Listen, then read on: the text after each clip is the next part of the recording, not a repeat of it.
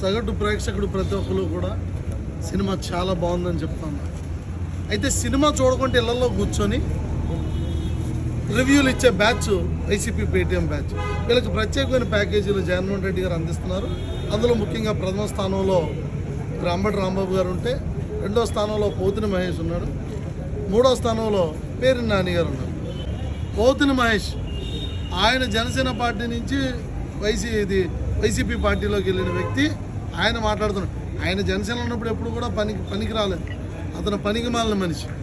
వైసీపీలోకి వెళ్ళిన తర్వాత ఆయన పని మనిషి కింద మారిపోయాడు. వైసీపీ యంత్రాంగం పోతిన మహేష్ను పని మనిషి కింద వాడుతున్నారు. ఈయన ప్రశ్నిస్తాడు నాదెళ్ల మనోహర్ గారి గురించి. నాదెళ్ల మనోహర్ గారు మా పార్టీ అంతర్గత కాల్ గురించి రివ్యూ కాల్ పెట్టి మేము మాట్లాడుకొని ఈ వైసీపీ చేసిన పనికిమాలిన దుష్ప్రచారం గురించే మాట్లాడుకున్నాము. వీటి గురించి ఇతను మళ్ళీ మీడియా ముందుకు వచ్చి వీళ్ళు గేట్ల దగ్గర టికెట్లు చించుకుంటారని హేళనగా మాట్లాడుతున్నాడు. ఈ పని మనిషి, వైసీపీ పని మనిషి అలియాస్ పోతిన మహేష్ సిగ్గుమాలని ప్రశ్నిస్తారట పోతిన మహేష్. మళ్ళీ దీనికి తోడు మీరు ఏదన్నా మీటింగ్ పెడితే ఏదో సంతాప సభలో కూర్చుంటారు ఈ వైసీపీ నాయకులందరూ. ఆ సంతాప సభలో ఈ పోతిన మహేష్ స్పీచ్, పని మనిషి స్పీచ్, వైసీపీ పని మనిషి స్పీచ్. నోరు అదుపులో పెట్టుకోవాలి, లేకపోతే తీవ్రమైన ఖండన ఉంటుంది మా దగ్గర నుంచి. పోతిన మహేష్ ఒక గంజాయి మొక్క. తులసి వనంలో గంజాయి మొక్క పెరిగినట్టు జనసేనలో ఒక కలుపు మొక్క పెరిగింది. దాని పేరే పోతిన మహేష్. సనాతన ధర్మం గురించి, హిందువుల మీద జరిగిన దాడి గురించి స్పష్టంగా సినిమాలో చెప్పారు. వీటిని మీరు అందరూ చూడండి అని నాదెళ్ల మనోహర్ గారు చెప్తుంటే, రివ్యూ ఇవ్వాల్సింది పౌర సరఫరాల శాఖ అంటావా?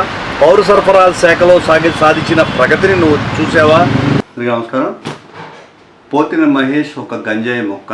తులసి వనంలో గంజాయి మొక్క పెరిగినట్టు జనసేనలో ఒక కలుపు మొక్క పెరిగింది. దాని పేరే పోతిన మహేష్.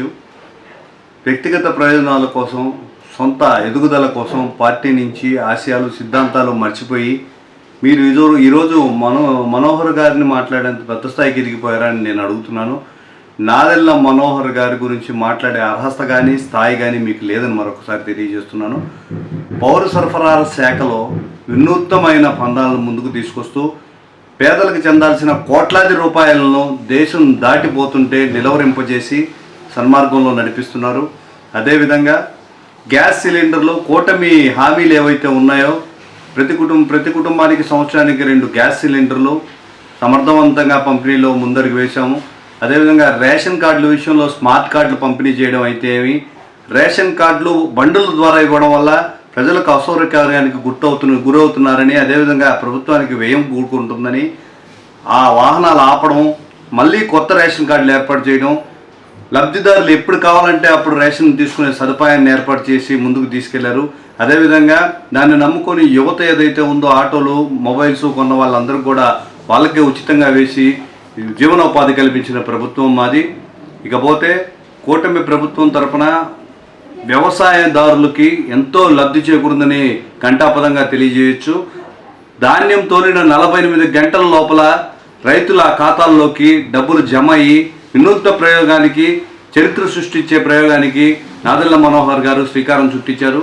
అదేవిధంగా మీరు వదిలేసిపోయిన మన బియ్యం తాలూకు డబ్బుల్ని మన రైతులకు ఇవ్వడంలో కూడా సఫలీకృతమయ్యారు. ఈ విధంగా అనేక రకమైన అంశాలను ముందుకు తీసుకెళ్తూ పౌర సరఫరాల శాఖలో ఒక విప్లవమే తీసుకొస్తున్నారు నాదెళ్ల మనోహర్ గారు. అంతేకాక జనసేన పార్టీ పవన్ కళ్యాణ్ గారు ఒక మంచి ఆశయాలతో తన సిద్ధాంతాలను ముందుకు తీసుకెళ్లే క్రమంలో వారి అడుగుజాడల్లో ముందుకు నడుపుతూ ప్రభుత్వ ఫలాలు అందరికీ, అన్ని వర్గాలకు అందేటట్టు చేసే ప్రయత్నాన్ని సఫలీకృతం చేసిన మహామనిషి మా నాదెళ్ల మనోహర్ గారు. వారి గురించి మాట్లాడే అర్హత కానీ స్థాయి కానీ మీకు మరొకసారి లేదని మరొకసారి తెలియజేస్తున్నాను.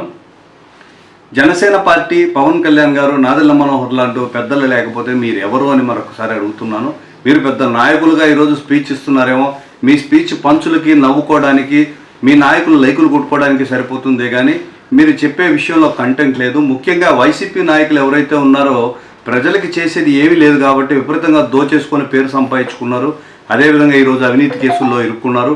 మీరు కూడా అటువంటి లాభాలు ఆలోచించే జనసేన పార్టీ నుంచి బయటికి వెళ్ళారు. ఏ రోజైతే జనసేన పార్టీ నుంచి మీరు బయటికి వెళ్ళారో ఆ రోజే మిమ్మల్ని నాయకుడిగా మర్చిపోయారు, ఒక జోకర్ లాగా నిలిచారు. జనసేన పార్టీ గురించి కానీ నాదెళ్ల మనోహర్ గారి గురించి కానీ మరొకసారి మాట్లాడితే, బయట కనబడితే రాళ్లతో కొట్టే పరిస్థితి మీకు ఉంటుందని తెలియజేస్తున్నాను. ముఖ్యంగా విజయవాడలో జనసేన పార్టీ ఆశయాల్ని సిద్ధాంతాల్ని ముందుకు నడిపించగలవాడు అని చెప్పి కొంతమంది మిమ్మల్ని నమ్మి మీకు ముందడుగు వేశారు.